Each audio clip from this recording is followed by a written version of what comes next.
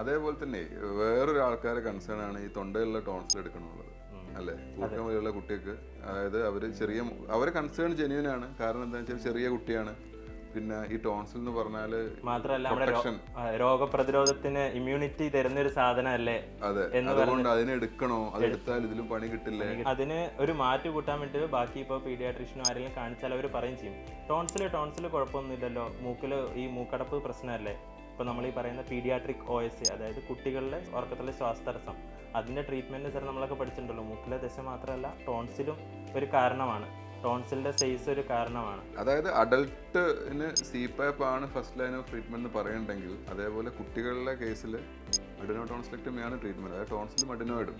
Tonsil വലിപ്പം ഉണ്ടെങ്കിൽ അതിനെ ട്രീറ്റ് ചെയ്തിരിക്കണം. അല്ലാതെ നമ്മൾ അതും ഇപ്പം ഈ പറഞ്ഞ പോലെ കോബുലേഷനൊക്കെ വന്നതിന് ശേഷം ഭയങ്കര സുഖമാണ്, പെയിന് കുറവായിരിക്കും. കോബുലേഷൻ വെച്ച് ടോൺസിലെക്ടമി ചെയ്താൽ ബ്ലീഡിങ് കുറവായിരിക്കും, റിക്കവറി എളുപ്പമാണ്. ഇനി ചിലവർക്കുണ്ടാവും എന്നാലും അതൊരു പ്രശ്നം. അങ്ങനത്തെ പേർക്ക് നമുക്കിപ്പോൾ ടോൺസിലോട്ടമി എന്ന് പറഞ്ഞിട്ട്, അതായത് ടോൺസിലിനെ ഒഴിവാക്കണ്ട, അതിന് പകരം ജസ്റ്റ് ആ സൈസ് മാത്രം കുറച്ചിട്ട് ശ്വാസം വലിക്കുന്ന സ്പേസ് കൂട്ടി കൊടുക്കാം.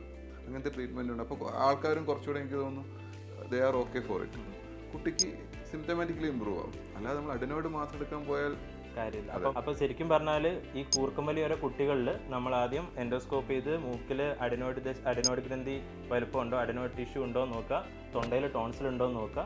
എന്നിട്ട് ഇത് രണ്ടും ഉണ്ടെങ്കിൽ അത് നമ്മൾ ഈ മൂക്കിലെ നമ്മളെ നെയ്സൽ സ്പ്രേ, മൂക്കിൽ അടിക്കുന്ന ഈ സ്പ്രേ, ഇത് മരുന്നുകളെ കൊടുത്തിട്ട് മാറുന്നില്ല എന്നാണെങ്കിൽ പിന്നെ മൂക്കിലെ ദശയും അതേപോലെ തൊണ്ടയിലെ ടോൺസിലും എടുത്തു കൊടുക്കുക. അത് സർജറി ചെയ്ത് ഒഴിവാക്കി കൊടുക്കുക, അല്ലേ? അതെ.